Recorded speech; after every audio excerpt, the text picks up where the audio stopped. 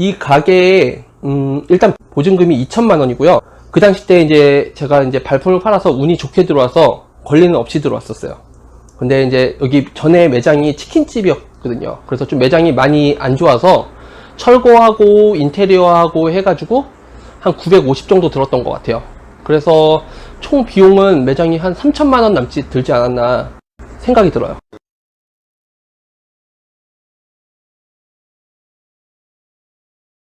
일단 휴대폰 창업에 있어서 가장 좋은 거는요, 일단 투자금이 없어요. 정말로 부동산만큼 안에 인테리어만 싹 해놓고 쇼케이스, 이 모형 모가폰만 진열을 해놓으면은 장사를 할 수가 거의 있어요. 그렇기 때문에 투자금이 안 들어가기 때문에 편하다. 근데 또 단점으로 보자면은 이 핸드폰도 이게 뒷면으로 이렇게 솔직히 이렇게 어려운 부분들은 얘기를 다 오픈을 안 해줘요. 그러니까 핸드폰도 아까 말했듯이 스트레스가 되게 많이 받는데, 핸드폰도 한 대 팔면 그냥 끝날 것 같지만 그 이후에 아까 관리라든가 요금제 유지기간이라든가 사용기간 같은 걸 유치 안 해가지고 뒤로 나오는 이게 환수 같은 게 엄청나게 많거든요.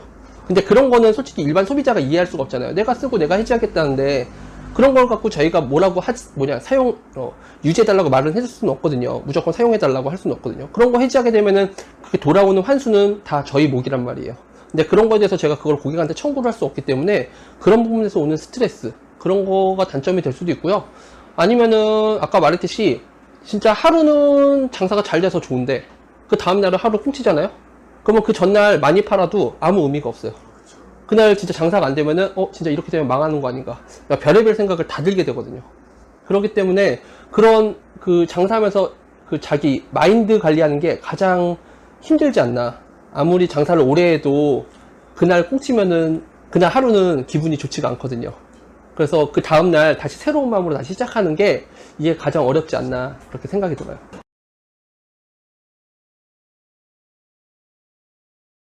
일단 제 영업 노하우긴 한데 이거 핸드폰 판매자분들이 많이 따라 하실 수도 있을 것 같아요.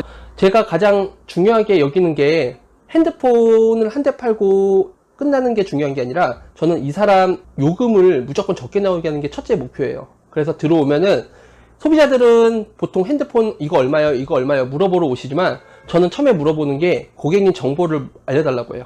그 정보를 통해서 이분이 지금 현재 사용량이 몇 분 정도, 어느 정도, 데이터 어느 정도 쓰시고 결합은 어떻게 되어 있고 그리고 약정이 어떻게 되어 있는지를 다 확인해서 최적으로 요금이 나올 수 있는 거, 제 이득이 아니라 고객이 최저로 나올 수 있는 상태를 설명을 해드려요. 처음부터. 그러니까 어떻게 보면 패를 다 보여드리는 거예요. 저희 매장만 가지고 있는, 저희 매장만 할 수 있는 장점인데요. 저는 솔직히 말해서 기존 손님들이 휴대폰을 구매하고 남는 폰들을 제가 이제 중고업자들한테 팔아줘요. 상태가 좋은 것들이 있고 나쁜 게 액정 깨진 것도 있을 수 있는데, 상태가 안 좋은 것들은 제가 대부분 다 이제 그런 중고업자들한테도 넘기는 편이고요. 그 와중에 이제 상태가 S급이라든가 깨끗하다, 이런 것들은 제가 이렇게 보관을 하고 있습니다. 이런 중고폰들은 언제 사용하느냐, 보통 이제 저희 초등학생들이나 이제 뭐 매장 약정이 걸려가지고 위약금이 많아가지고 핸드폰을 바꿀 수 없는 상황인 사람들한테 저희가 이제 무료로 하나 정도는 제공을 해드리고 있고요. 그래서 이런 부분이 저희 매장이 아마 최대 장점이 되지 않을까, 이렇게 생각이 들고요.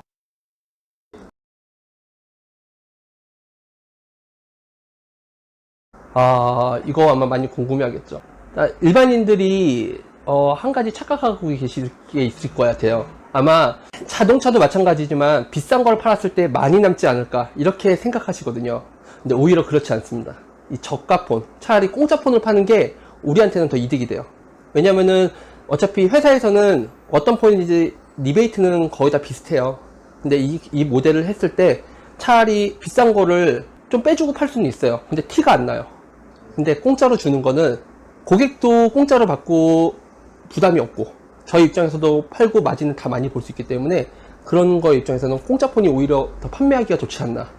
하지만 이 신규로 공짜로 판매하는 게 쉽지는 않다는 거. 왜냐면은 모든 사람들이 다 핸드폰 하나씩 갖고 있기 때문에 신규로 판매하는 게 좀 어려운 부분도 있긴 있어요. 갤럭시 최신 폰을 팔았을 때 네. 갤럭시 최신 폰이라는 게 갤럭시 S10 같은 경우 모델이 4가지 모델이 있어요. 10E랑 10 그리고 10 플러스, 요 3가지 모델은 4G 모델이에요. 리베이트가 지금은 솔직히 좋지가 않아요. 보통 한 30만원 정도에서 많으면 40 정도. 그리고 이제 이번에 가장 이제 5G, 가장 이슈가 되고 있는 5G 모델. 이게 리베이트가 좀 좋죠. 이게 거의 한 60만원 정도 나오니까 리베이트 차이가 어마어마하죠. 그러니까 당연히 우리 입장에서도 5G를 파는 게 좋은데, 근데 이게 또 인터넷 요금제가 비싼 요금제다 보니까 판매하기가 쉽지는 않습니다.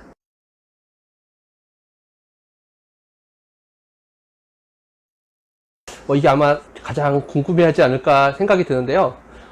저는 지금 지금 이 매장에서 지금 10년째 하고 있는데, 평균 대수는 30대에서 한 50대 정도 사이로 파는 것 같아요. 좀 장사가 안 되는 달은 한 30대 중반, 좀 장사가 잘 되면은 50대도 좀 넘게도 팔고 하고 있는데, 이게 지금 평균 마진이 보통 평균 한 20만원?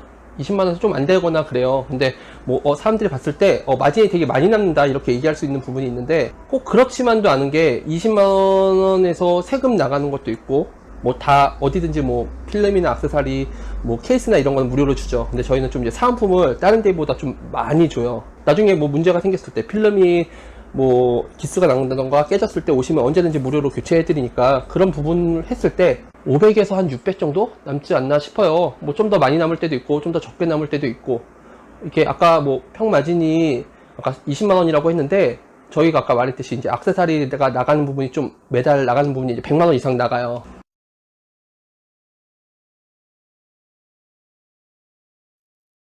휴대폰 싸게 사는 방법이요? 요즘 젊은 사람들 다들 알 거예요. 밴드나 이런 온라인 뽐뿌 같은 데서 이미 이게 좌표 같은 게 있어서 싸게 살 수 있어요. 그 부분에서 솔직히 일반 저희 매장에서는 경쟁력이 없어요.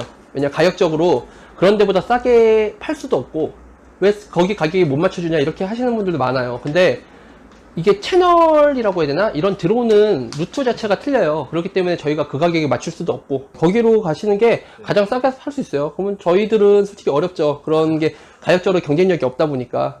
그래서 그런데 이용하는 거고, 일반 매장에서 구매해서 싸게 사는 거는 가격을 어느 정도 알고 있으면은 그 가격, 할부 원금을 물어봐서, 다른 거 물어보시지 마시고 그냥 할부 원금으로 다른 가격에 다른 매장 가셔가지고 비교를 해서 구매하시면은 최대한 싸게 살지 않을까. 일반 로드 매장으로 비교하실 때는 그게 가장 편하지 않을까 생각이 들어요.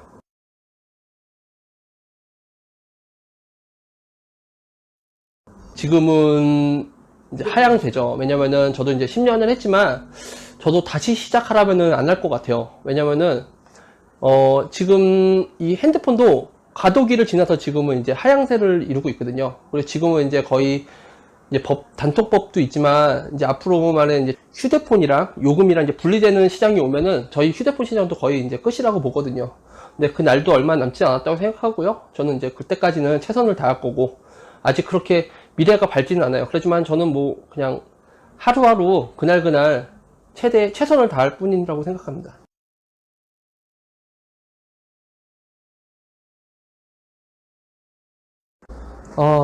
이 핸드폰을 보고 쉽게 생각하시는 분들이 아마 많을 것 같아요. 제가 지금 이 말만 하면은, 핸드폰 하루에 그냥 한 대, 두 대만 팔면은 그냥 한 달에 그냥 한 4, 500 벌겠네. 이렇게 생각하시는 분들이 진짜 많아요. 그리고 시작하시는 분들이 많고요. 근데 대부분 1년 정도밖에 못 버텨요. 그 1년도 버티는 게 거의 지인분들이에요. 가족분들이나 주변 친구들한테 팔아가지고 버티는데, 1년이 지나면은 이제 그런 것도 다 이제 없기 때문에, 그때는 이제 순수 고객으로만 유지하기가 굉장히 힘들어요.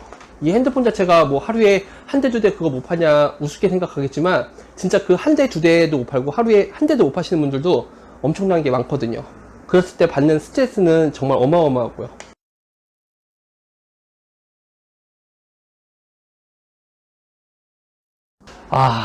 정말 말리고 싶습니다. 이 핸드폰 시장이라는 게 당연히 투자금도 조금 들고 돈이 많이 남으니까 처음에는 많이들 시작하세요.